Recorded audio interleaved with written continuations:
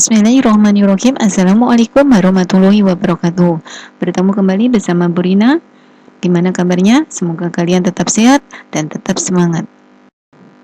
Pertemuan kali ini, pelajaran sejarah perjuangan Muhammadiyah, kita akan membahas mengenai amar ma'ruf nahi munkar. Hari ini kita akan membahas senang beramar ma'ruf nahi munkar. Amar artinya perintah, seruan, ajaan, himbauan, sedangkan ma'ruf artinya kebaikan atau kebajikan. Jadi amar ma'ruf artinya perintah untuk menganjurkan hal-hal kebaikan sesuai dengan Islam. Nahi artinya melarang, menjauhkan, menghindarkan. Mungkar artinya keburukan atau kejelekan.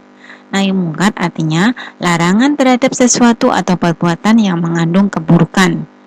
Dalam menjalankan amar ma'ruf harus dengan senang dan ingin mendapatkan ridho Allah Subhanahu wa taala.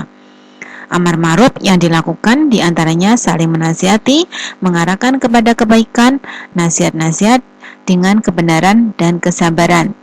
Menegakkan nahi mungkar juga perlu kehati-hatian. Dalam menegakkan nahi mungkar biasanya lebih sulit dibanding dengan amar ma'ruf. Selanjutnya adalah ruang lingkup amar ma'ruf nahi mungkar. Amar ma'ruf nahi mungkar memiliki batasan yang sangat luas. Ma'ruf meliputi seluruh perbuatan baik, sedangkan mungkar mencakup seluruh perbuatan buruk.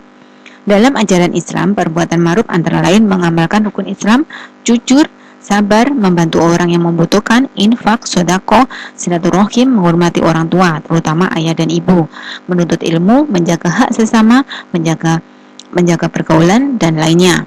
Adapun perbuatan mungkar antara lain bohong, dengki, takabur, nifak, mengadu domba, berbuat zalim, menyuap, dan lain-lain.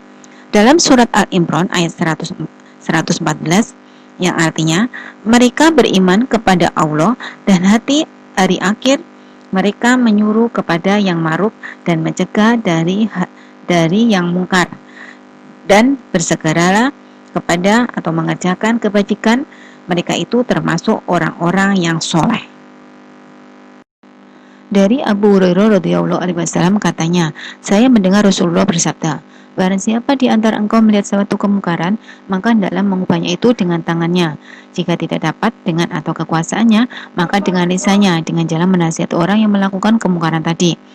Dan jika Allah tidak dapat juga dengan lisannya, maka dengan hatinya, maksudnya hatinya mengingkari serta tidak menyetujui perbuatan ini. Yang sedemikian, yakni dengan hati saja, adalah selama-lamanya keimanan. Kemungkaran jika didiamkan akan merajalela, maka akan dianggap biasa dan merusak kehidupan berbangsa, bernegara, dan beragama. Orang yang melakukan amar ma'ruf nahi mungkar akan mendapatkan keutamaan pahala yang besar, yaitu pahala yang telah menunjukkan jalan kebenaran dan mengalihkan dari perbuatan yang buruk.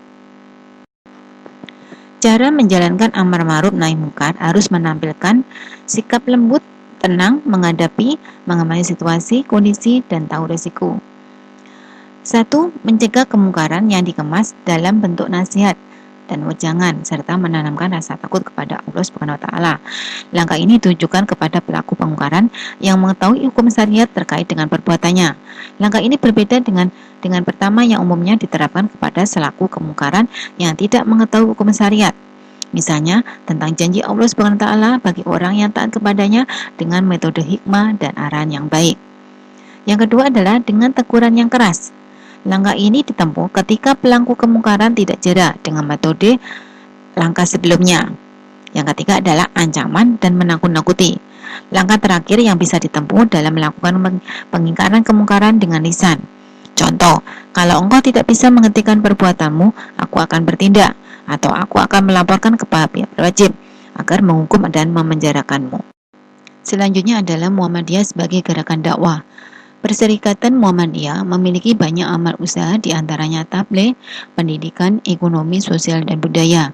Muhammadiyah sebagai gerakan Islam, dakwah amar ma'ruf nahi mungkar berakidah Islam dan bersumber kepada Al-Quran dan As-Sunnah. Muhammadiyah sebagai gerakan dakwah maksudnya Muhammadiyah mengajak dan menyuruh umat manusia kepada ajaran Islam dan melaksanakannya dalam kehidupan nyata. Muhammadiyah sebagai gerakan tajdid atau gerakan reformasi. Artinya, Muhammadiyah dalam dakwanya fokus pada pemurnian atau pembersihan ajaran-ajaran Islam dari syirik dan penyakit TBC, tahyul, bid'ah, dan khurafat. Muhammadiyah juga melakukan pembaruan-pembaruan dalam pemahaman dan pengamalan Al-Quran dan As-Sunnah. Pembaruan yang dimaksud memperbarui ajarannya, tetapi memperbarui metode pemahaman dan pengamalan, seperti penyantunan anak yatim, fakir miskin, cara pengelolaan zakat, pengelolaan pendidikan, rumah sakit, dan lain-lain. Demikian materi yang Brina sampaikan, semoga bermanfaat, kurang lebihnya mohon maaf. Wassalamualaikum warahmatullahi wabarakatuh.